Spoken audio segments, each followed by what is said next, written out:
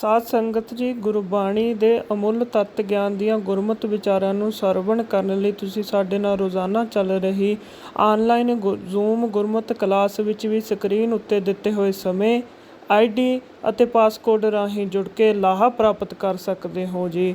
ਧੰਨਵਾਦ। ਵਾਹਿਗੁਰੂ ਜੀ ਕਾ ਖਾਲਸਾ, ਵਾਹਿਗੁਰੂ ਜੀ ਕੀ ਫਤਿਹ। ਗੁਰੂ ਰੂਪ ਗੁਰੂ ਪਿਆਰੀ ਸਾਧ ਸੰਗਤ ਜੀਓ, ਰੋਜ਼ਾਨਾ ਚੱਲ ਰਹੀ ਅਚਰਜ ਕਥਾ ਵਿਚਾਰ ਗੁਰਮਤਿ ਕਲਾਸ ਦੇ ਅੰਦਰ ਪਾਵਨ ਬਾਣੀ ਆਸਾ ਕੀ ਵਾਰ ਨੂੰ ਵਿਚਾਰਨ ਅਤੇ ਸਮਝਣ ਵਾਸਤੇ ਆਈਆਂ ਆਪ ਸਮੂਹ ਸੰਗਤਾਂ ਦਾ ਧੰਨਵਾਦ ਹੈ। ਜੀਓ ਆਇਆਂ ਆਖਦੇ ਹਾਂ। ਆਓ ਅੱਜ ਦੀ ਵਿਚਾਰ ਨਾਲ ਜੁੜਨਾ ਕਰੀਏ। ਪੌੜੀ ਸੱਤਵੀਂ ਪੌੜੀ ਜਿਹੜੀ ਸ਼ੁਰੂ ਹੋਏਗੀ, ਜਿਹੜੇ ਹੁਣ ਤੁਹਾਡੇ ਸਕਰੀਨ ਤੇ ਆ ਰਹੇ ਆ, ਜਿੱਥੇ ਦੂਸਰੀ ਪੌੜੀ ਖਤਮ ਹੁੰਦੀ ਹੈ, ਤੀਸਰੀ ਜਿਹੜੀ ਸ਼ੁਰੂ ਹੋਣੀ ਹੈ ਇਹਦੇ ਵਿੱਚ ਉਹ ਸੱਤਵੀਂ ਬਣੇਗੀ ਟੋਟਲ ਦੇ ਹਿਸਾਬ ਨਾਲ, ਕਿਉਂਕਿ 4 ਛੱਕਿਆਂ ਦਾ ਇੱਕ ਛੰਤ ਹੁੰਦਾ ਜਾਂ ਇੱਕ ਛੰਤ ਵਿੱਚ 4 ਸ਼ਬਦ ਹੁੰਦੇ ਨੇ। ਪਹਿਲੇ ਵਿੱਚ 4 ਪੂਰੇ ਕਰ ਲਏ, ਉਸ ਤੋਂ ਬਾਅਦ ਇੱਥੇ ਪਹਿਲਾ ਦੂਜਾ ਟੋਟਲ ਦੇ ਹਿਸਾਬ ਨਾਲ ਬਣੇਗਾ 5ਵਾਂ 6ਵਾਂ। तो सैकंड तो जो शुरू होंगे वो 7वां है। गुरमुख प्यारे आए मिल मैं चिरी बिछुन्ने राम राजे, मेरा मन तन बहुत बैराग्या हर नैन रस पिन्ने, मैं हर प्रभ प्यारा दस गुर मिल हर मन मन्ने, औ मूर्ख कारै लाइया नानक हर कम्मे। 7ਵੀਂ पौड़ी इत्थों शुरू होंदी है जी। 7ਵੀਂ पौड़ी का यह छंत हैगा स्लो छक्का भी इहनूं कहा जाता है। गुरमुख प्यारे आए मिल मैं चिरी बिछुन्ने राम राजे। जिहड़ा जीव है, जीव नूं महाराज दी बाणी ने यह मन्निया भी जन्मा जन्मां तो विछड़िया होया। विछुन्ने शब्द का अर्थ हुंदा विछड़िया होया।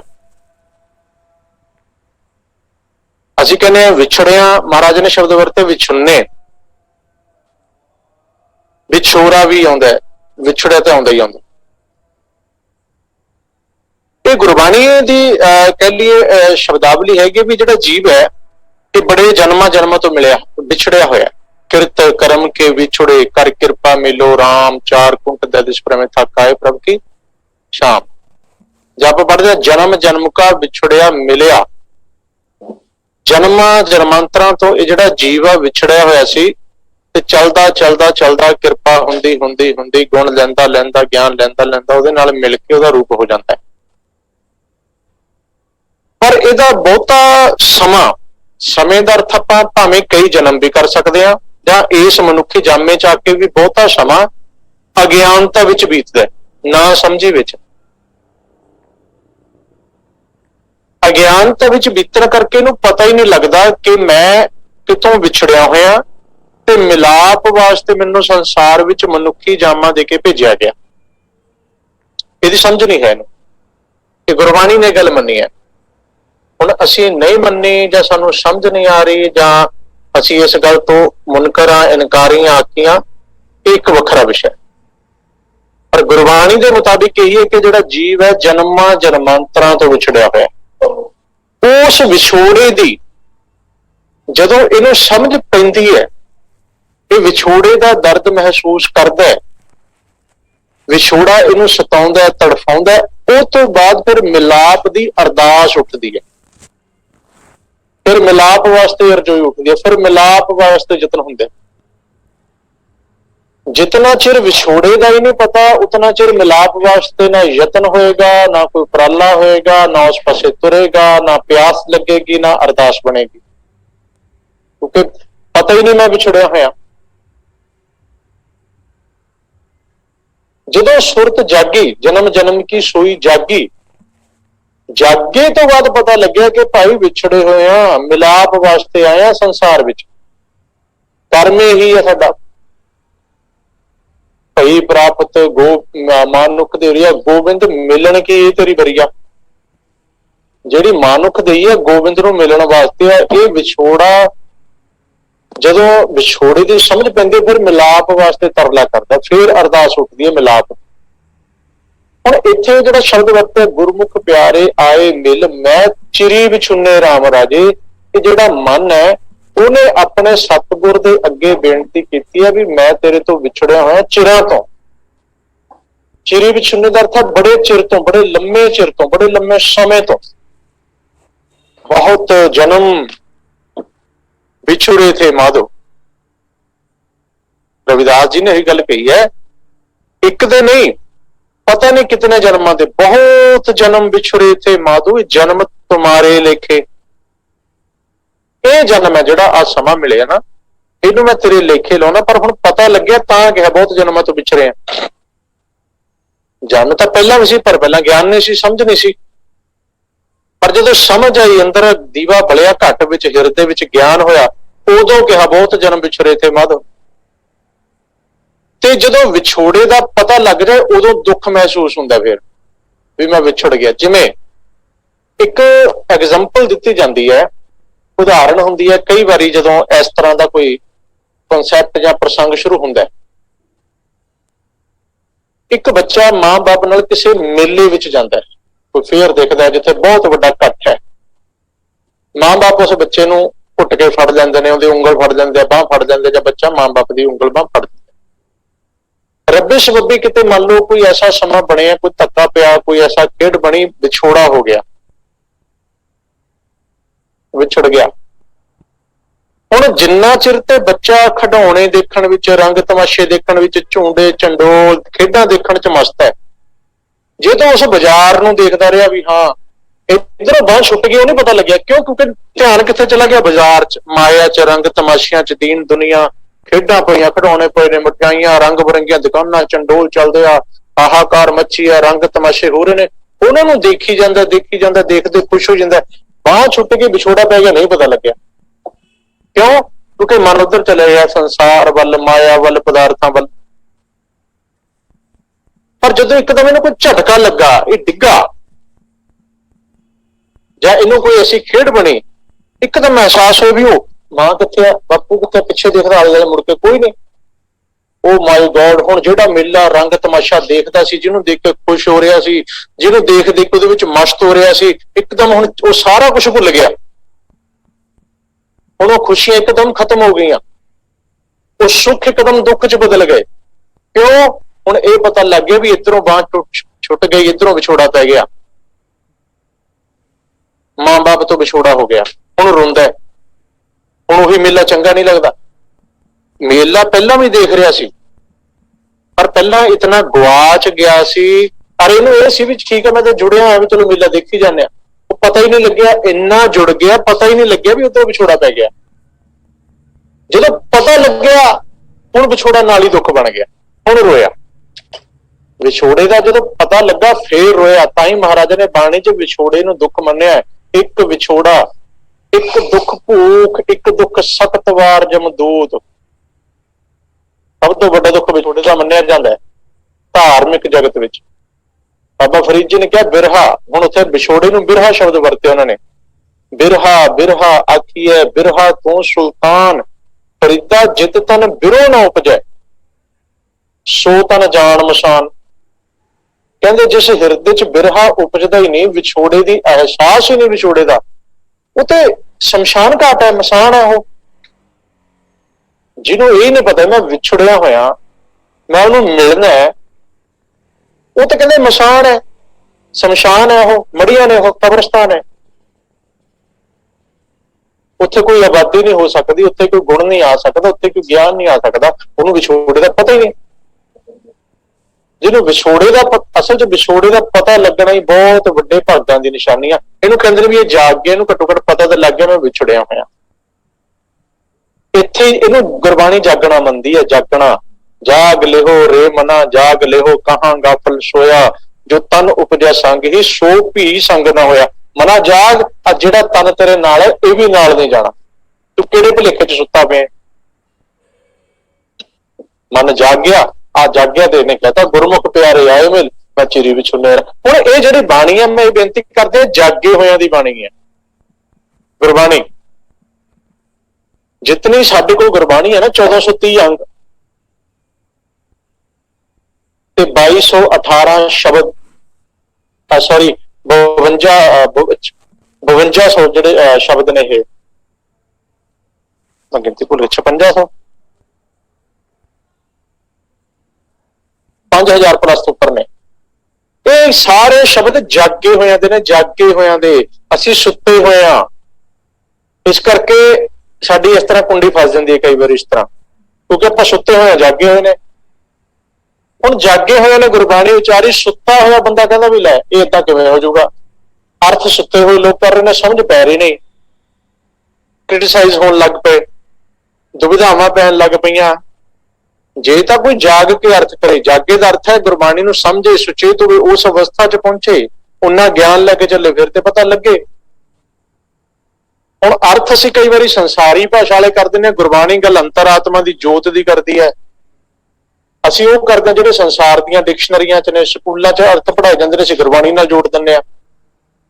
ਸੰਸਾਰ ਸ਼ਬਦ ਮਹਾਰਾਜ ਨੇ ਉਹੀ ਵਰਤੇ ਨੇ ਜਿਹੜੇ ਆਮ ਅਰਥ ਮਹਾਰਾਜ ਨੇ ਅਧਿਆਤਮਿਕ ਦਿੱਤੇ ਹੋਏ ਨੇ।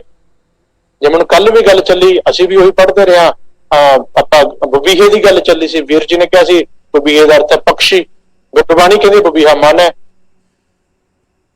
30-35 ਸਾਲ ਤੱਕ ਅਸੀਂ ਵੀ ਪਕਸ਼ੀ ਸਮਝੀ ਗਏ। ਉਹ ਜਦੋਂ ਸੁਰਤ ਥੋੜੀ ਜਿਹੀ ਜਾਗ ਗਈ, ਪਤਾ ਲੱਗਿਆ ਉਹ ਲੈ ਮਾਈ ਗॉड ਅਸੀਂ ਤੇ ਹੋਰ ਹੀ ਕੁਛ ਕਰੀ ਗਏ। ਜੱਗ ਨੂੰ ਅਸੀਂ ਆਹ ਕਹੀ ਜਾਂਦੇ, ਸੰਸਾਰ ਬਾਣੀ ਕਹਿੰਦੇ ਜੱਗ ਸਰੀਰ ਹੈ। ਹਾੜ ਜਰੇ ਜਿਉ ਲੱਕਰੀ, ਕੇਸ ਜਰੇ ਜਿਉ ਘਾਸ, ਇਹ ਜੱਗ ਜਰਤਾ ਦੇਖ ਕੇ ਭਇਓ ਕਬੀਰ ਉਦਾਸ। ਹੁਣ ਕਿਹੜਾ ਜੱਗ ਹੈ ਜਿਹਨੂੰ ਜਲਦਾ ਹੋਇਆ ਦੇਖ ਕੇ ਜੱਗ ਜਰਤਾ, ਜੱਗ ਜਲ ਰਿਹਾ, ਛੱਡ ਰਿਹਾ, ਤੇ ਉਹ ਜੱਗ ਹੈ ਜਿਹਦੇ ਵਿੱਚ ਹੱਡੀਆਂ ਤੇ ਕੇਸ ਨੇ। ਕਿਹੜਾ ਜੱਗ? ਉਹ ਸਰੀਰ ਹੈ। ਇਹ ਜੱਗ ਜਰਤਾ ਦੇਖ ਕੇ ਭਇਓ ਕਬੀਰ ਉਦਾਸ। ਕਿਹੜਾ ਜੱਗ? ਜਿਹਦੇ ਚ ਹੱਡ ਜਰੇ ਜੋ ਲੱਕਰੀ ਕੇਸ ਜਰੇ। ਸਪਸ਼ਟ ਹੋ ਗਿਆ ਵੀ ਜੱਗ ਦੇ ਅਰਥ ਸਰੀਰ ਨੇ, ਬਬੀਹੇ ਦੇ ਅਰਥ ਮਨ ਨੇ। ਨੇਤਰਾਂ ਦਾ ਅਰਥ ਹੁੰਦਾ ਹੈ ਬੁੱਧੀ, ਅਕਲ, ਪੇਖਣਾ, ਸਮਝਣ ਵਾਲੀ। ਅਸੀਂ ਨੇਤਰ ਅੱਖਾਂ ਨੂੰ ਕਹੀ ਜਾਂਦੇ ਹਾਂ। ਇਹ ਗੁਰਬਾਣੀ ਦੀ ਭਾਸ਼ਾ, ਸਾਨੂੰ ਇਹ ਸਮਝਣੀ ਪੈਣੀ ਹੈ, ਇਹ ਅਰਥ ਲਿਆਉਣੇ ਪੈਣਗੇ। ਫੇਰ ਜਾ ਕੇ ਅਸੀਂ ਜਦੋਂ ਆਪ ਸੁਰਤ ਥੋੜੀ ਬਹੁਤੀ ਜਾਗੂ, ਫੇਰ ਪਤਾ ਲੱਗਣਾ, ਤਾਲਮੇਲ ਬਣਨਾ ਸ਼ੁਰੂ ਹੋਏਗਾ ਵੀ ਗੱਲ ਕੀ ਹੋ ਰਹੀ ਹੈ। ਹੁਣ ਜਾਗੇ ਹੋਏ ਤਾਂ ਕਹਿ ਦਿੱਤਾ ਵੀ ਗੁਰਮੁਖ ਪਿਆਰੇ ਆਏ ਮਿਲ, ਮੈਂ ਚਿਰੀ ਵਿਛੁਨੇ ਰਾਮ ਰਾਜੇ। ਦੁਨੀਆ ਤੁਰੀ ਫਿਰਦੀ ਹੈ, ਕੌਣ ਕਹਿੰਦੇ ਮੈਂ ਸੁੱਤਾ ਪਿਆ? ਕੋਈ ਮੰਨਣ ਨੂੰ ਤਿਆਰ ਹੀ ਨਹੀਂ ਮੈਂ ਸੁੱਤਾ ਪਿਆ। ਅਗਲਾ ਕਹਿੰਦਾ ਲੈ ਜੀ ਸਾਡਾ ਕੰਮ ਕਾਰ ਚੱਲਦਾ ਹੈ, ਸਾਡੇ ਕੋਠੀਆਂ ਨੇ, ਮਹਿਲ ਮਾੜੇ, ਜ਼ਮੀਨ ਜਾਇਦਾਦਾਂ, ਚੌਧਰਾਂ ਨੇ, ਕੁਰਸੀਆਂ ਨੇ, ਰੁਤਬੇ ਮਿਲੇ ਹੋਏ, ਪਦਵੀਆਂ ਮਿਲੀਆਂ ਹੋਈਆਂ, ਸੰਸਾਰ ਕਾਰੋਬਾਰ ਵਧੀਆ ਚੱਲਦਾ ਹੈ, ਸਾਡੇ ਤੇ ਬੜੀ ਕਿਰਪਾ ਰੱਬ ਦੀ। ਬਾਣੀ ਕਹਿੰਦੇ ਤੂੰ ਸੁੱਤਾ ਪਿਆ। ਮਾਇਆ ਧਾਰੀ ਅੱਤ ਅੰਨਾ ਬੋਲਾ, ਸ਼ਬਦ ਨਾ ਸੁਣੀ ਬਹੁ ਰੋਲ ਝੋਲਾ। ਜਿਹੜਾ ਸੱਚ ਨੂੰ ਸੁਣਦਾ ਵੀ ਨਹੀਂ, ਵੇਖਦਾ ਵੀ ਨਹੀਂ, ਉਹ ਅੰਨਾ ਹੈ। ਉਹ ਕਹਿੰਦੇ ਵੀ ਅਸੀਂ ਸਜਾਖੇ ਹਾਂ, ਸਾਡੇ ਵਰਗਾ ਸਿਆਣਾ ਕੋਈ ਨਹੀਂ। ਫਰਕ ਪੈ ਗਿਆ ਨਾ। ਇਹ ਫਰਕ ਸਾਡੀ ਸਮਝ ਵਿੱਚ ਆਉਣਾ ਜ਼ਰੂਰੀ ਹੈ।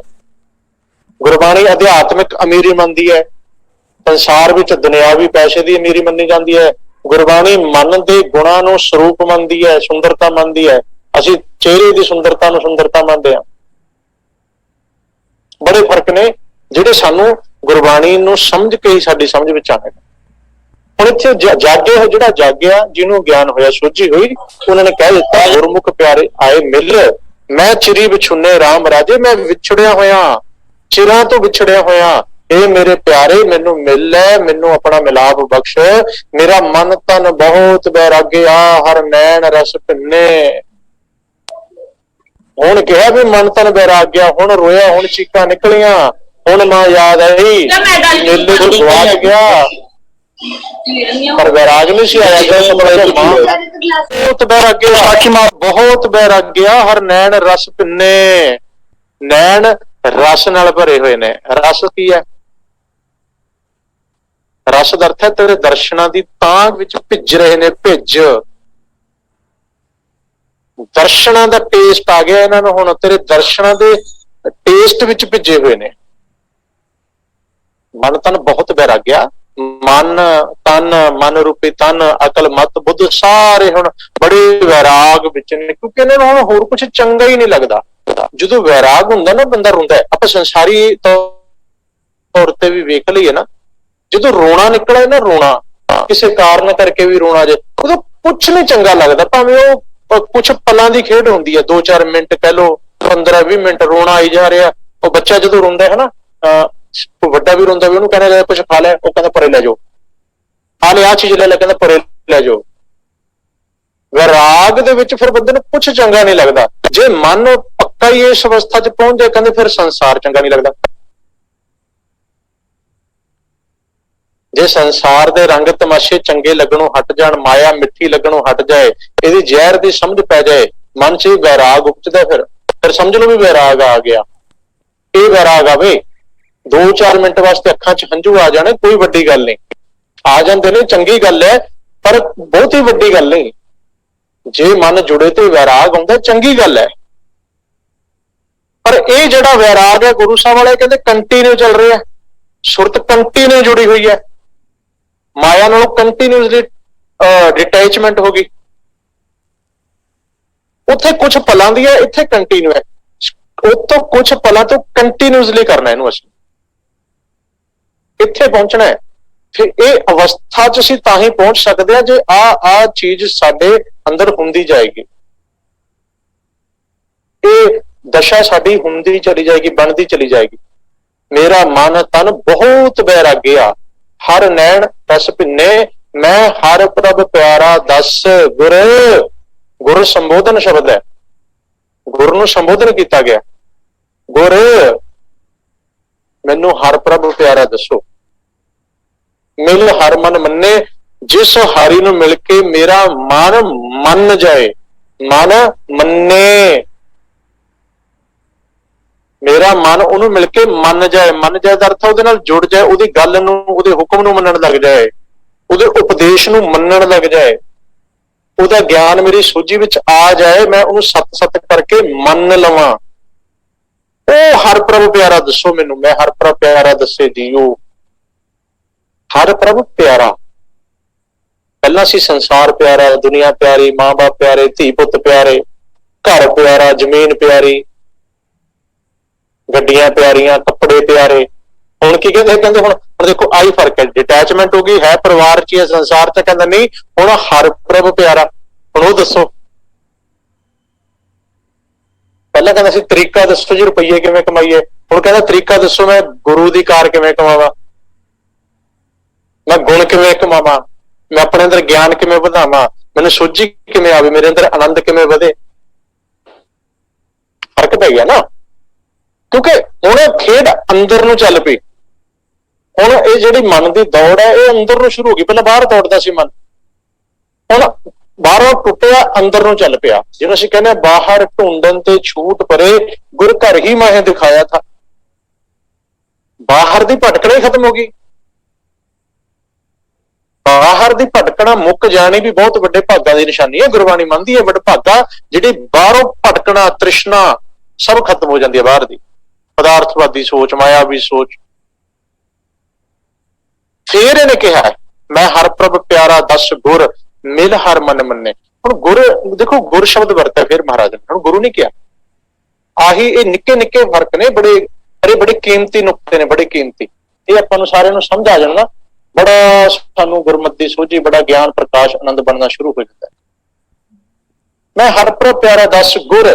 ਗੁਰ ਜਿਹੜਾ ਗੁਰ ਦਾ ਅਰਥ ਹੁੰਦਾ ਜਿਹੜਾ ਸਾਨੂੰ ਸੋਝੀ ਦਿੰਦਾ ਹੈ। ਗੁਰਦੇਵ, ਜਿਹੜੀ ਰਾਤ ਗੱਲ ਕੀਤੀ ਸੀ, ਗੁਰਦੇਵ ਮਾਤਾ, ਗੁਰਦੇਵ ਪਿਤਾ, ਗੁਰਦੇਵ ਸਵਾਮੀ ਪਰਮੇਸ਼ਰਾ।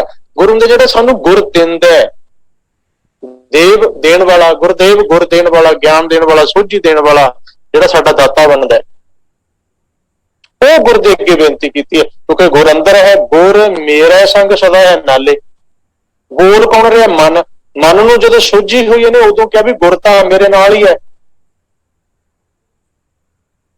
ਅਸੀਂ ਦੇਖੋ ਸੰਸਾਰੀ ਪੱਖ ਦੀ ਚਲੋ ਆਪਾਂ ਗੱਲ ਕਰ ਲੈਂਦੇ ਹਾਂ। ਅਸੀਂ ਬੈਠੇ ਹਾਂ, ਕਿਸੇ ਸਮੱਸਿਆ ਤੋਂ ਉਲਝੇ ਹੋਏ ਹਾਂ, ਕੋਈ ਐਸਾ ਮਸਲਾ ਉੱਠ ਗਿਆ, ਕੁਛ ਨਹੀਂ ਸੁੱਝ ਰਿਹਾ, ਬੜੇ ਪਰੇਸ਼ਾਨ ਆ, ਬੜੇ ਯਤਨ ਕੀਤੇ, ਬੜਾ ਦਿਮਾਗ ਲੜਾਇਆ, ਮਿਲ ਕੇ ਬੈਠੇ, ਬੜੀ ਮਗਜ ਖਪਾਈ ਕੀਤੀ, ਵੀ ਨਹੀਂ ਸਮੱਸਿਆ ਦਾ ਹੱਲ ਨਹੀਂ ਲੱਭਿਆ। ਬੰਦਾ ਸੋਚੇ ਕੀ ਕਰਾਂ, ਇਹ ਬੜਾ ਯਤਨ ਕੀਤਾ, ਬੜਾ ਦਿਮਾਗ ਖਰਚਿਆ, ਸਲਾਹਾਂ ਲਈਆਂ, ਕਿਤੋਂ ਗੱਲ ਨਹੀਂ ਬਣੀ। ਅਚਾਨਕ ਕੀ ਹੁੰਦਾ, ਇੱਕ ਸਮੇਂ ਬੈਠੇ ਬੈਠੇ ਅੰਦਰ ਇੱਕ ਖਿਆਲ ਆਉਂਦਾ ਹੈ। ਹੁਣ ਉਹ ਖਿਆਲ ਉੱਪਰੋਂ ਨਹੀਂ ਆਉਂਦਾ। ਇਹ ਹੁਣ ਸਾਡੀ ਸਾਰਿਆਂ ਦੀ ਇੰਟੈਂਸ਼ਨ ਹੈ ਵੀ ਤੁਸੀਂ ਕਿੰਨੀ ਬਰੀਕੀ ਨਾਲ ਇਸ ਗੱਲ ਨੂੰ ਸਮਝਦੇ ਹੋ, ਪਕੜਦੇ ਹੋ। ਉਹ ਜਿਹੜਾ ਅੰਦਰੋਂ ਖਿਆਲ ਆਉਂਦਾ, ਇੱਥੋਂ ਨਹੀਂ ਆਉਂਦਾ ਬ੍ਰੇਨ ਚੋਂ, ਉਹ ਤੁਹਾਡੇ ਹਿਰਦੇ ਚ ਆਉਂਦਾ। ਇੱਥੋਂ ਆਉਂਦਾ, ਇੱਥੋਂ ਆਹ ਧੁੰਨੀ ਵਾਲੇ ਪਾਸਿਓਂ। ਇੱਥੇ ਹਿਰਦਾ ਘਰ ਆਉਂਦਾ ਸਾਡਾ, ਜਿੱਥੇ ਸਾਡਾ ਨਾਭੀ ਹੈ ਨਾ, ਜਿੱਥੋਂ ਸਾਡਾ ਸਪੈਰੀਏ ਸਾਰਾ ਜਨਮ ਸਮੇਂ ਜਿੱਥੇ ਸਾਡੀ ਰਿਸ਼ਤਾ ਧੁੰਨੀ ਨਾੜੂਆ ਜੁੜਿਆ ਹੁੰਦਾ, ਜਿਹੜਾ ਜਨਮ ਦੀ ਸਾਰੀ ਸ਼ਕਤੀ ਉੱਥੇ ਪਈ ਆ ਸਾਡੇ ਜੀਵਨ ਦੀ, ਉਹ ਹਿਰਦਾ ਘਰ ਆ ਉੱਥੇ ਅਸਲ 'ਚ ਬਿਲਕੁਲ ਧੁੰਨੀ ਦੀ ਬੈਕ ਸਾਈਡ ਤੇ। ਉੱਥੋਂ ਫੁਰਨਾ ਆਉਂਦਾ, ਕਦੇ ਧਿਆਨ ਨਾਲ ਦੇਖੋ, ਬਿਨਾਂ ਸੋਚੇ ਆਉਂਦਾ, ਯਕਦਮ ਆਉਂਦਾ, ਔਰ ਬੰਦਾ ਉਸ ਟਾਈਮ ਫਿਰ ਬ੍ਰੇਨ 'ਚ ਜਾ ਕੇ ਸਟੋਰ ਹੋ ਜਾਂਦਾ, ਬ੍ਰੇਨ 'ਚ ਸਟੋਰ ਹੁੰਦਾ। ਜਦੋਂ ਬ੍ਰੇਨ 'ਚ ਸਟੋਰ ਹੋ ਗਿਆ, ਬੰਦਾ ਦੂਜਿਆਂ ਨੂੰ ਦੱਸਦਾ, ਲੈ ਵੀ ਮੈਨੂੰ ਆਹ ਗੱਲ ਆਈ, ਬੰਦਾ ਤੇਰੇ ਕਹਿੰਦਾ ਬਸ ਮੈਂ ਬੈਠਾ ਜੀ, ਮੇਰੇ ਅੰਦਰ ਇੱਕਦਮ ਧਿਆਨ ਚੱਲ ਉਹ ਕਹਿੰਦਾ ਹਾਂ ਆਹ ਤੇ ਆਈਡੀਆ ਬੜਾ ਵਧੀਆ, ਆਹ ਤੇ ਕਮਾਲ ਕਰਤੀ ਤੂੰ, ਆਹ ਕੰਮ ਕਰੋ ਤੇ 1 ਮਿੰਟ 'ਚ ਹੋ ਜਾਏਗਾ। ਹੁਣ ਉਹ ਕਿਹਨੇ ਦਿੱਤਾ? ਉਹ ਗੁਰ ਨੇ ਦਿੱਤਾ। ਗੁਰ ਨੇ, ਉਹ ਗੁਰ ਸੀ ਜਿਹੜਾ ਮਨ ਦੇ ਨਾਲ ਸੀ। ਮਨ ਉਲਝਿਆ ਹੋਇਆ ਸੀ, ਅੰਦਰ ਬੈਠਾ, ਅੰਦਰ ਹੀ ਸੀ ਮਨ, ਉਲਝਿਆ ਹੋਇਆ ਸੀ, ਸਮੱਸਿਆਵਾਂ 'ਚ ਘਿਰਿਆ ਸੀ। ਗੁਰ ਨੇ ਦੇਖਿਆ ਵੀ ਪਹਿਲਾਂ ਅਕਲ ਦੇ ਘੋੜੇ ਦੌੜਾ ਲਾ, ਪਹਿਲਾਂ ਤੂੰ ਦਿਮਾਗ ਨਾਲ ਜੁੜ ਕੇ ਵੇਖ ਲੈ ਵੀ ਤੂੰ ਕੀ ਕਰ ਸਕਦਾ। ਜਿੱਥੇ ਦਿਮਾਗ ਫੇਲ ਹੋ ਗਿਆ, ਇੱਕ ਨੇ ਕਈ ਦਿਮਾਗ ਫੇਲ ਹੋ ਗਏ, ਕਈ ਸ਼ਕਤੀਆਂ, ਕਈ ਬੁੱਧੀਜੀਵੀ, ਕਈ ਗਿਆਨੀ, ਹਨਾ, ਉਹ ਸਾਰੇ ਜਿੱਥੇ ਫੇਲ ਹੋ ਗਏ, ਫਿਰ ਇਹਦੇ ਗੁਰ ਨੇ ਇਹਦਾ ਸਾਥ ਦਿੱਤਾ ਹੈ। ਉਹ ਗੁਰ ਨੂੰ ਕਹਿੰਦੇ, ਮੈਂ ਪੁੱਛਿਆ, ਮੈਂ ਮਹਰਪ੍ਰਭ ਪਿਆਰਾ ਦੱਸ ਗੁਰ ਮੈਨੂੰ ਦੱਸ, ਮਿਲ ਹਰ ਮਨ ਮੰਨੇ, ਮੇਰਾ ਮਨ ਮੰਨ ਜਾਏ, ਮੈਨੂੰ ਉਹ ਹਰਪ੍ਰਭ ਪਿਆਰਾ ਮਿਲਾ। ਹਉ ਮੂਰਖ ਕਾਰੈ ਲਾਈਆ, ਨਾਨਕ ਹਰ ਕੰਮੇ ਕਾਰੈ। ਹੁਣ ਇਹ ਜਿਹੜਾ ਕਾਰੈ ਸ਼ਬਦ ਹੈ, ਕਾਰੈ ਦਾ ਅਰਥ ਤੇ ਕਿਰਤ ਹੁੰਦਾ, ਕੰਮ ਕਾਰ ਵਿੱਚ ਲਾ ਦੇਣਾ। ਕਹਿੰਦੇ ਮੈਨੂੰ ਮੂਰਖ ਨੂੰ ਗੁਰ ਨੇ ਮੈਨੂੰ ਕਾਰੈ ਲਾ। ਕਾਰੈ ਕੀ ਹੈ? ਹੁਣ ਕਾਰ ਕਿਹੜੀ ਕਮਾਉਣੀ ਹੈ? ਗੁਰ ਕਹਿਆ ਸਾਕਾਰ ਕਮਾਵੋ, ਆਹ ਕਾਰ ਕਮਾਉਣੀ ਆ ਅਸੀਂ ਕਾਰ ਵੀ ਕੋਈ ਉਹ ਨਹੀਂ ਕਮਾਉਣੀ ਜਿਹੜੀ ਲੋਕ ਕਹਿਣ, ਦੁਨੀਆ ਕਹੇ, ਕੋਈ ਹੋਰ ਬੰਦਾ ਕਹੇ ਬਾਹਰੋਂ, ਨਹੀਂ। ਜੋ ਗੁਰ ਕਹਿੰਦਾ ਉਹ ਕਾਰ ਕਮਾਉਣੀ ਆ। ਗੁਰ ਕਹਿਆ ਸਾਕਾਰ ਕਮਾਵੋ, ਗੁਰ ਕੀ ਕਰਨੀ ਕਾਹੇ ਪਾਵੋ। ਕਰਨੇ ਮਗਰ ਨਹੀਂ ਦੌੜਨਾ। ਕਾਰ ਜੋ ਉਪਕਾਰ ਦਾ ਅਰਥ ਕੀ ਹੈ? ਕਹਿਆ ਦਾ ਅਰਥ ਹੈ ਉਪਦੇਸ਼, ਤੇ ਸਾਡੇ ਵਾਸਤੇ ਉਪਦੇਸ਼ ਕੀ ਹੈ? ਗੁਰਬਾਣੀ। ਅੱਜ ਉਹ ਸਮੁੱਚੀ ਗੁਰਬਾਣੀ ਹੈ ਤੇ ਸਾਡੇ ਵਾਸਤੇ ਕਾਰ ਹੈ, ਅਸੀਂ ਇਹ ਕਾਰ ਕਮਾਉਣੀ ਹੈ, ਗੁਰਬਾਣੀ ਨੂੰ ਕਮਾਉਣਾ ਹੈ, ਗੁਰਬਾਣੀ ਅਨੁਸਾਰ ਕਰਨਾ ਹੈ, ਗੁਰਬਾਣੀ ਅਨੁਸਾਰ ਚੱਲਣਾ ਹੈ, ਗੁਰਬਾਣੀ ਨੂੰ ਮੰਨਣਾ ਹੈ। ਸਾਡੇ ਵਾਸਤੇ ਇਹੀ ਕਾਰ ਹੈ। ਸੰਤੋ ਇਹ ਬਤਾਵੋ ਕਾਰੀ, ਜਿਤ ਹਉਮੈ ਮੈਲ ਉਤਾਰੀ। ਕਹਿੰਦੇ ਉਹ ਕਾਰ ਦੱਸੋ ਮੇਰੀ ਹਉਮੈ ਦੀ ਮੈਲ ਉਤਰ ਜਾਏ। ਇਹ ਬਤਾਵੋ ਕਾਰੀ, ਬਤਾਓ। ਗੁਰਮੁਖਾਂ ਨੂੰ ਪੁੱਛਿਆ ਇਕੱਠੇ ਹੋ ਕੇ, ਵੀ ਭਾਈ ਜੇ ਕੋਈ ਹੈ ਮੈਨੂੰ ਉਹ ਕਾਰ ਦੱਸੋ, ਮੈਂ ਆਪਣੀ ਹਉਮੈ ਦੀ ਮੈਲ ਉਤਾਰ ਲਾਂ। ਤੇ ਅਸੀਂ ਹੁਣ ਜਦੋਂ ਸੰਸਾਰ 'ਚ ਜਾ ਕੇ ਪੁੱਛਿਆ, ਉੱਥੇ ਸਾਨੂੰ ਦੱਸਿਆ ਜਾਂਦਾ ਹਉਮੈ ਦੀ ਮੈਲ ਵੱਧ ਜਾਏ, ਲੱਗੀ ਰਹੇ, ਉਤਰੇ ਹੀ ਨਾ। ਅਸੀਂ ਉਹ ਕਾਰਾਂ ਕੀਤੀਆਂ, ਉਹ ਕੰਮ ਕੀਤੇ, ਹਉਮੈ ਦੀ ਮੈਲ ਵਧੀ ਹੈ, ਘਟੀ ਨਹੀਂ। ਜਿਵੇਂ ਕਿ ਗੁਰੂ ਅਰਜਨ ਦੇਵ ਜੀ ਦਾ ਇੱਕ ਬੜਾ ਪਿਆਰਾ ਸ਼ਬਦ, ਉਹ ਕਹਿੰਦੇ ਤੁਸੀਂ ਬਾਹਰੋਂ ਪੁੱਛਿਆ ਲੋਕਾਂ ਨੇ ਕੀ ਕਿਹਾ ਜੀ, ਇੰਨੇ ਪਾਠ ਕਰੋ। ਹੁਣ ਪਾਠ ਅਸੀਂ ਵੀ ਕਰਦੇ ਹਾਂ। ਹੁਣ ਇਹ ਗੱਲ ਮੈਂ ਆਪਣੇ ਨਹੀਂ ਕਹਿ ਰਿਹਾ, ਇਹ ਗੁਰੂ ਅਰਜਨ ਦੇਵ ਜੀ ਦਾ ਸ਼ਬਦ ਹੈ, ਮੈਂ ਤਾਂ ਤੁਹਾਡੇ ਸਾਹਮਣੇ ਰੱਖਣ ਲੱਗਿਆ। ਇੰਨੇ ਪਾਠ ਕਰ ਲਓ ਜੀ।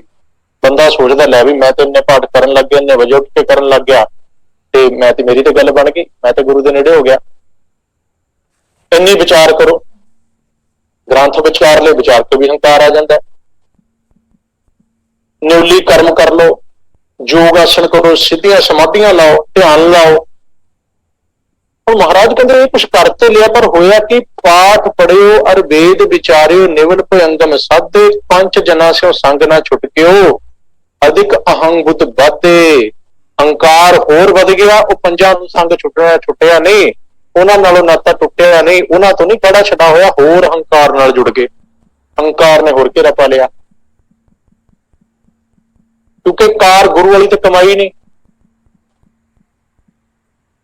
ਕਾਰ ਤਾਂ ਕਮਾਈ ਹੈ ਡੇਰੇ ਵਾਲੀ, ਕਾਰ ਕਮਾਈ ਹੈ ਮਨੁੱਖਾਂ ਵਾਲੀ, ਲੋਕਾਂ ਵਾਲੀ। ਇਸ ਕਰਕੇ ਇਹ ਬੜੇ ਬਰੀਕ ਨੁਕਤੇ ਹੁੰਦੇ ਨੇ ਜਿਹੜੇ ਸਮਝਣ ਵਾਲੇ ਹੁੰਦੇ ਨੇ। ਗੁਰ ਕਹੇ ਐਸਾ ਕਾਰ ਕਮਾਵੋ, ਅਸੀਂ ਉਹ ਕਾਰ ਕਮਾਉਣੀ ਹੈ। ਉਹ ਕਰਕੇ ਗੁਰਬਾਣੀ ਨੂੰ ਸਮਝਣਾ, ਇਹ ਤੇ ਚੱਲਣਾ ਸਾਡੇ ਵਾਸਤੇ ਇਹੀ ਕਾਰ ਹੈ। ਆਪਾਂ ਸੌਖੇ ਸ਼ਬਦਾਂ 'ਚ ਹੀ ਕਹਿ ਸਕਦੇ ਹਾਂ, ਆਪਾਂ ਇਹੀ ਕਾਰ ਕਮਾ ਲਈ ਜੋ ਗੁਰਬਾਣੀ ਕਹਿ ਰਹੀ ਹੈ ਨਾ, ਮੰਨ ਲਈਏ। ਹਉ ਮੂਰਖ ਕਾਰੈ ਲਾਈਆ। ਕਹਿੰਦੇ ਮੈਂ ਦੇਖੋ ਸੀ ਮੂਰਖ, ਮੈਨੂੰ ਬਹੁਤੀ ਸੋਝੀ ਨਹੀਂ ਸੀ, ਸਮਝ ਨਹੀਂ ਸੀ, ਪਰ ਮੇਰੇ ਗੁਰ ਨੇ ਮੇਰੇ ਤੇ ਕਿਰਪਾ ਕੀਤੀ, ਮੈਨੂੰ ਇਸ ਕਾਰ ਲਾ ਲਿਆ। ਆਹ ਸ਼ਬਦ ਵਾਲੀ ਕਾਰ ਕਮਾਉਣ ਤੇ ਲਾਤਾ।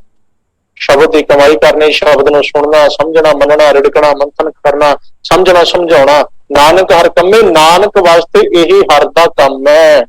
ਹਰ ਕੰਮੇ ਸਭ ਤੋਂ ਉੱਤਮ ਕੰਮ ਮੇਰੇ ਵਾਸਤੇ ਹੈ। ਇਹੀ ਕਾਜ ਹੈ ਸਾਡਾ ਸਾਰਿਆਂ ਦਾ, ਕਾਜ ਵੀ ਇਹੀ ਆਪਣਾ। ਅਵਰ ਕਾਜ ਤੇਰੇ ਕਿਤੇ ਨਾ ਕਾਮ, ਮਿਲ ਸਾਧ ਸੰਗਤ ਭਜ ਕੇਵਲ ਨਾਮ। ਹੁਣ ਦੇਖੋ, ਸਾਧ ਸੰਗਤ ਚ ਮਿਲਣਾ, ਜੇ ਹੁਣ ਅਸੀਂ ਗੱਲ ਕਰੀਏ, ਹੁਣ ਸਾਡੀ ਤਾਂ ਸਾਧ ਸੰਗਤ ਹੈ ਨਹੀਂ, ਆਪੋ ਆਪਣੇ ਘਰਾਂ 'ਚ ਬੈਠੇ ਆ, ਕੁਰਸੀਆਂ ਮੇਜ਼ਾਂ ਤੇ ਬੈਠੇ ਆ, ਅਸੀਂ ਕਹਾਂਗੇ ਪ੍ਰਕਾਸ਼ ਵੀ ਹੈ ਨਹੀਂ, ਦਰੀਆਂ ਤੇ ਵੀ ਹੈ ਨਹੀਂ। ਅਸਲ 'ਚ ਸਾਧ ਸੰਗਤ ਦਾ ਅਰਥ ਹੁੰਦਾ ਜਦੋਂ ਮਨ ਸੱਚ ਨਾਲ ਜੁੜ ਜਾਏ, ਮਨ ਸੱਚ ਦੀ ਸੰਗਤ ਕਰ ਲਏ, ਸਤ ਸੰਗਤ ਆਪਣੇ ਅੰਦਰਲੇ ਸਾਹ ਦੇ ਨਾਲ ਜੁੜ ਜਾਏ। ਸਾਧ ਸੰਗਤ, ਸਤ ਸੰਗਤ ਵਿੱਚ ਕਿਉਂਕਿ ਸਤ ਵਿੱਚ ਸੰਗਤ ਹਰ ਪ੍ਰਭ ਵਸੈ ਜੀਓ, ਉੱਥੇ ਤੇ ਹਰ ਪ੍ਰਭ ਦਾ ਵਾਸਾ ਹੁੰਦਾ ਹੈ। ਤੇ ਜਦੋਂ ਇਹ ਕਾਰ ਕਮਾਉਂਦਾ ਹੈ, ਉਹ ਮੂਰਖ ਕਾਰ ਹੈ ਲਾਈਆ, ਕਦੇ ਮੇਰੇ ਵਿੱਚ ਕੋਈ ਜੁਗਤੀ ਨਹੀਂ ਸੀ, ਮੇਰੀ ਸਮਰੱਥਾ ਨਹੀਂ ਸੀ, ਮੈਨੂੰ ਇੰਨਾ ਗਿਆਨ ਮਤ ਬੁੱਧ ਨਹੀਂ ਸੀ, ਪਰ ਮੇਰੇ ਤੇ ਕਿਰਪਾ ਹੋਈ, ਮੇਰੇ ਕਹਿ ਲਈ ਜਾਂ ਉਸ ਮਿਹਨਤ ਸੀ ਜਿਹੜੀ ਮੇਰੀ, ਜਾਂ ਜਿਹੜਾ ਮੇਰਾ ਇੱਕ ਕਰਮ ਸੀ, ਜਿਹੜਾ ਮੇਰੀ ਸੋਚ ਦਾ ਇੱਕ ਬੀਜ ਸੀ, ਉਹ ਫਲੀਭੂਤ ਹੋਇਆ ਤੇ ਮੈਨੂੰ ਮੂਰਖ ਨੂੰ ਗੁਰੂ ਨੇ ਆਸ ਸੱਚ ਦੀ ਕਾਰ ਵਿੱਚ ਲਾ ਲਿਆ। ਉਹ ਮੂਰਖ ਕਾਰ ਲਾਈਆ ਨਾਨਕ ਹਰ ਕੰਮੇ, ਨਾਨਕ ਜੀ ਇਹ ਹਰ ਦੇ ਹੁਕਮ ਨੂੰ ਕਮਾਉਣ ਵਾਲਾ ਮੰਨਣ ਵਾਲਾ ਕੰਮ ਹੀ ਸਾਡੇ ਵਾਸਤੇ ਸਭ ਤੋਂ ਉੱਤਮ ਹੈ, ਸਲਾਹੁਣਯੋਗ ਹੈ ਤੇ ਸਾਡੇ ਜੀਵਨ ਦੇ ਸਵਾਰਨਯੋਗ ਹੈ। ਇੱਥੇ ਹੀ ਆਪਾਂ ਹੁਣ ਇਹਦੀ ਸਮਾਪਤੀ ਕਰਦੇ ਹਾਂ ਜੀ। 34 ਮਿੰਟ ਤਕਰੀਬਨ ਹੋ ਚੁੱਕੇ ਨੇ ਤੇ ਇਹਦੇ ਵਿੱਚ 6 ਮਿੰਟ ਬਚਦੇ ਨੇ। 6 ਮਿੰਟਾਂ ਵਿੱਚ ਆਪਾਂ ਹੁਣ ਵਿਚਾਰ ਕਰ ਲੈਂਦੇ ਹਾਂ ਰਲ ਮਿਲ ਕੇ। ਉਹਦੇ ਵਿੱਚੋਂ ਜੇ ਕਿਸੇ ਦਾ ਸਵਾਲ ਜਵਾਬ ਸ਼ੰਕਾ ਸੁਝਾਅ ਹੋਵੇ ਉਹ ਤੁਸੀਂ ਸਾਂਝਾ ਕਰ ਸਕਦੇ ਹੋ। ਭੁੱਲਾਂ ਦੀ ਖਿਮਾ। ਵਾਹਿਗੁਰੂ ਜੀ ਕਾ ਖਾਲਸਾ, ਵਾਹਿਗੁਰੂ ਜੀ ਕੀ ਫਤਿਹ। ਵਿੱਚ ਇੱਕ ਸ਼ਬਦ ਆਉਂਦਾ ਨਾ, ਖਰੇ ਖਜ਼ਾਨੇ ਪਾਈਏ ਖੋਟੇ ਸੁੱਟੀਏ ਬਾਹਰ।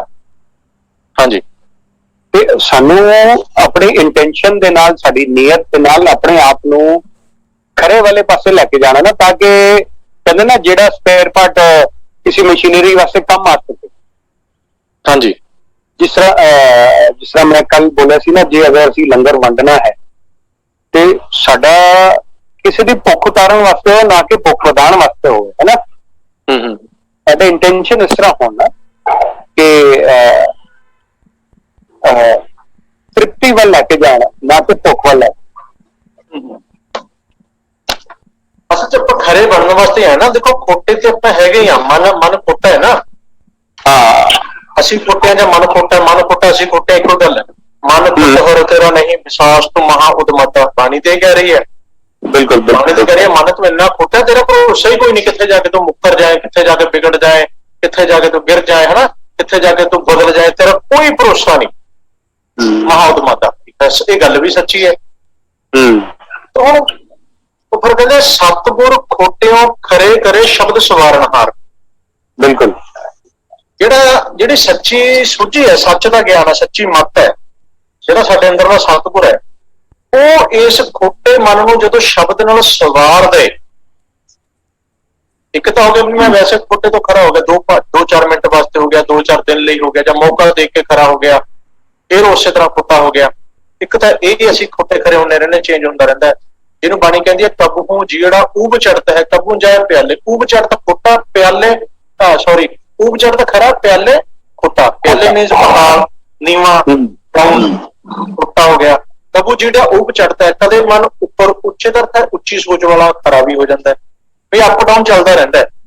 ਮੈਂ ਕਹਾਂ ਜਦੋਂ ਸਵੇਰੇ ਸ਼ਾਮ ਗੁਰਦੁਆਰੇ ਮੰਦਿਰ ਜਾਂਦੇ ਆ ਖਰੇ ਆ, ਜਦੋਂ ਸੰਸਾਰ ਚ ਹੁੰਦੇ ਆ, ਦੁਨੀਆਦਾਰੀ ਚ ਹੁੰਦੇ ਆ, ਉਹੀ ਰੰਗਾਂ ਤਮਾਸ਼ਿਆਂ ਮੂੰਹ ਵਿੱਚ ਫਸ ਕੇ ਖੁੱਟੇ ਹੋ ਜਾਂਦੇ ਆ। ਪਰ ਜਦੋਂ ਗੁਰ ਕੀ ਮੱਤ ਲੈ ਕੇ ਇਹ ਮਨ ਸਵਰਦਾ ਨਾ, ਗੁਰੂ ਕੀ ਮੱਤ ਨਾਲ ਸੋਝੇ ਲੈ ਕੇ, ਸੱਚ ਦਾ ਖਜ਼ਾਨਾ ਲੈ ਕੇ ਜਦੋਂ ਸਵਰਦਾ ਹੈ, ਫਿਰ ਇਹ ਖੋਟਾ ਨਹੀਂ ਹੁੰਦਾ। ਫਿਰ ਖੋਟਾ ਨਹੀਂ ਹੁੰਦਾ। ਇਗਨੋਰੈਂਟ ਹੁੰਦਾ ਲੇਕਿਨ ਕਰਪਟ ਨਹੀਂ ਹੁੰਦਾ। ਇਗਨੋਰੈਂਟ ਹੁੰਦਾ ਹੈ ਲੇਕਿਨ ਕਰਪਟ ਨਹੀਂ ਹੁੰਦਾ। ਇਗਨੋਰੈਂਸ ਠੀਕ ਹੈ, ਅਸੀਂ ਆਪਣੀ ਇਗਨੋਰੈਂਸ ਨੂੰ ਕਰੈਕਟ ਕਰ ਸਕਦੇ ਹਾਂ, ਲੇਕਿਨ ਜਿਹੜੇ ਨਾ ਕਪਟੀ ਹੁੰਦੇ, ਕਪਟੀ ਨਹੀਂ ਹੋਣਾ ਚਾਹੀਦਾ। ਕਪਟੀ ਨਹੀਂ ਹੋਣਾ। ਹਾਂ, ਯੈਸ, ਬਿਲਕੁਲ ਬਿਲਕੁਲ। ਇਹ ਹੋਣਾ ਹੀ ਨੁਕਸਾਨ ਹੁੰਦਾ। ਇਸ ਕਰਕੇ ਬਾਣੀ ਉਸ ਕਪਟ ਨੂੰ, ਉਸ ਖੋਟ ਨੂੰ ਹੀ ਦੂਰ ਕਰਦੀ ਹੈ। ਆਪਣੀ ਪਿਕਚਰ ਨਹੀਂ ਆ ਰਹੀ ਜੀ, ਫੋਟੋ ਕੀ ਗੱਲ ਹੈ? ਪਾਪਾ ਨੇ ਸਮਝ ਲਿਆ ਹੈਗਾ ਫਾਰਮੂਲਾ ਜਾਂ ਗੁਰ ਦਿੱਤਾ ਸਤਿਗੁਰ ਨੇ ਲਿਆ ਕੇ ਸਾਨੂੰ ਜਦੋਂ ਉਲਝ ਪਈ, ਜਦੋਂ ਵੀ ਅਗਵਾਈ ਹੁੰਦਾ ਸਤਿਗੁਰ ਵੱਲੋਂ, ਉਹ ਸਾਨੂੰ ਗੁਰ ਦਿੰਦਾ ਹੈ। ਗੁਰ ਮਤਲਬ ਗਿਆਨ ਦਾ ਕੋਈ ਐਸਾ ਸੁਝਾਅ, ਐਸਾ ਸਾਨੂੰ ਜਿਹੜੀ ਉਲਝਣ ਤੋਂ ਕੱਢ ਦੇਵੇ, ਸਾਨੂੰ ਐਸਾ ਕੋਈ ਫਾਰਮੂਲਾ ਜਿਹਨੂੰ ਅਸੀਂ ਕਹਿੰਦੇ ਆ ਅੰਗਰੇਜ਼ੀ ਦੇ ਵਿੱਚ, ਸਾਨੂੰ ਉਹ ਦਿੰਦਾ। ਤੇ ਗੁਰ ਦਾ ਸਿੱਧਾ ਮਤਲਬ ਸਤਿਗੁਰ ਨਹੀਂ ਹੈ, ਮੈਨੂੰ ਤਾਂ ਇਹ ਲੱਗਦਾ। ਬਾਕੀ ਇਹਨੂੰ ਨਿੱਕੀ ਜਾਂ ਰਵਿੰਦਰ ਸਿੰਘ ਤੁਸੀਂ ਦੇਖ ਲਓ। ਹਾਂਜੀ, ਰਵਿੰਦਰ ਸਿੰਘ ਜੀ ਆਓ ਰਾਏਪੁਰ ਤੋਂ।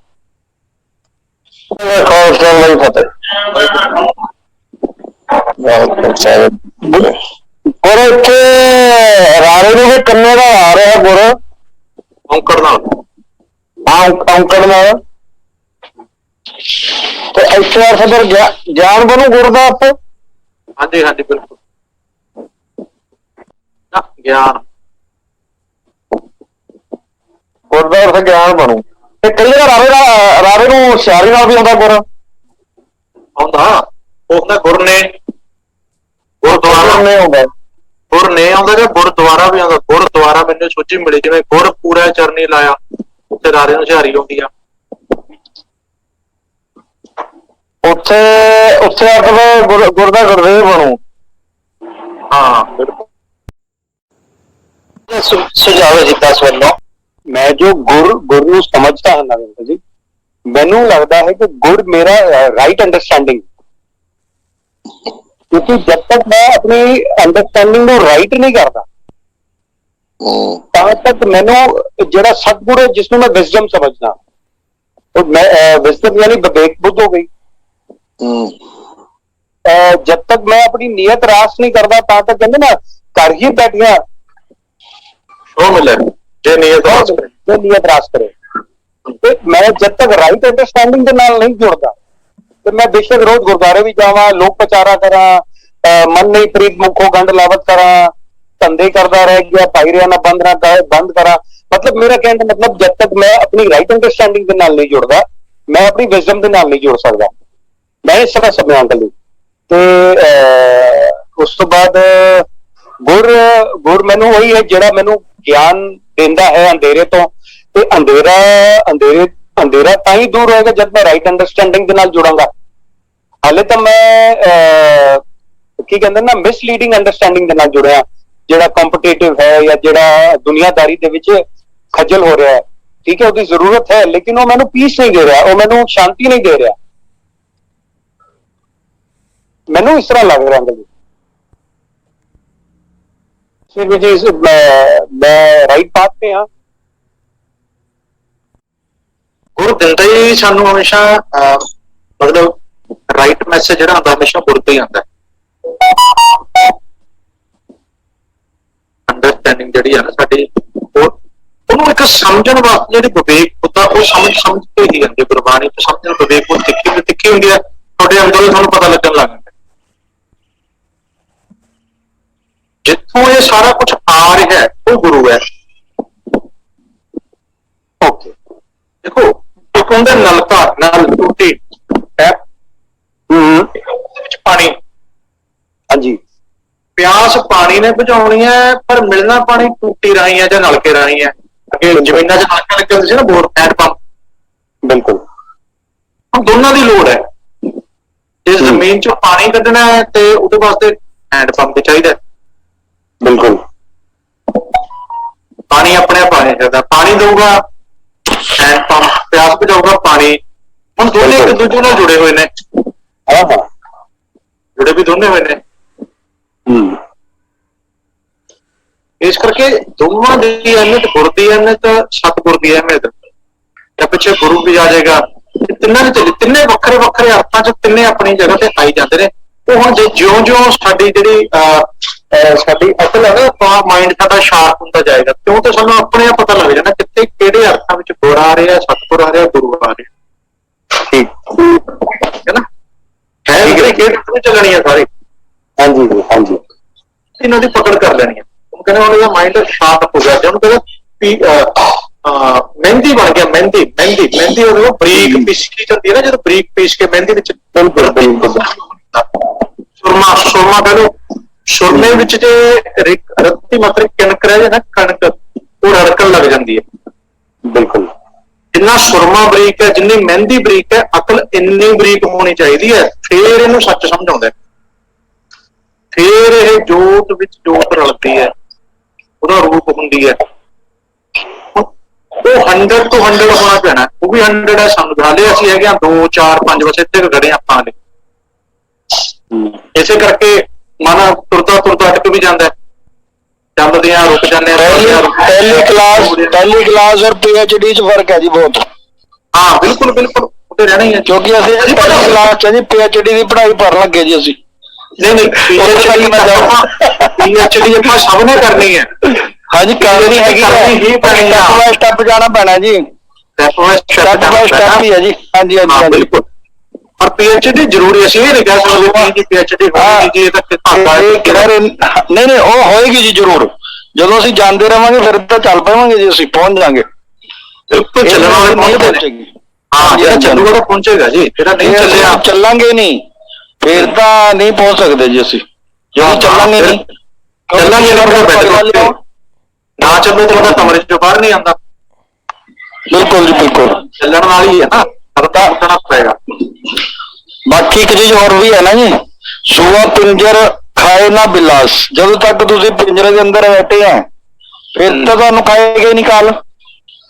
ਇਹ ਕਹਿ ਰਹੇ ਸੀ ਨਾ ਪਿੱਛੇ ਜਿਹੜੇ ਕਿ ਵੀ ਅਸੀਂ ਕਿੱਦਾਂ ਉਹ ਕਰਾਂਗੇ, ਜਦੋਂ ਤੁਹਾਨੂੰ ਵਰਦੀ ਮਿਲ ਗਈ ਤਾਂ ਆਪਾਂ ਆਪਣੇ ਆਪ ਨੂੰ ਉਹ ਨਹੀਂ ਕਰ ਸਕਦੇ ਸਾਫ਼, ਜਦੋਂ ਤੱਕ ਆਪਾਂ ਦੇ ਉੱਪਰ ਗੁਰੂ ਦਾ ਹੱਥ ਨਾ ਹੋ ਜਾਵੇ।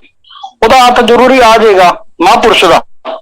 ਮਹਾਂਪੁਰਸ਼ ਹੁਣ ਤਾਂ ਤੁਸੀਂ ਇੱਕ ਮਹਾਂਪੁਰਸ਼ ਬਣ ਰਹੇ ਜੀ, ਇੱਕ ਕਿ ਉਹਦੇ ਦਾਇਰੇ 'ਚ ਅਸੀਂ ਰਵਾਂਗੇ ਤਾਂ ਅਸੀਂ ਬਚ ਸਕਾਂਗੇ। ਮਹਾਂਪੁਰਸ਼ ਦਾ ਅਰਥ ਵੀ ਹੁੰਦਾ ਹੈ, ਮਹਾਂਪੁਰਖ ਦਾ ਅਰਥ ਆਪਾਂ ਸਰੀਰ ਤੇ ਕਰਾਂਗੇ।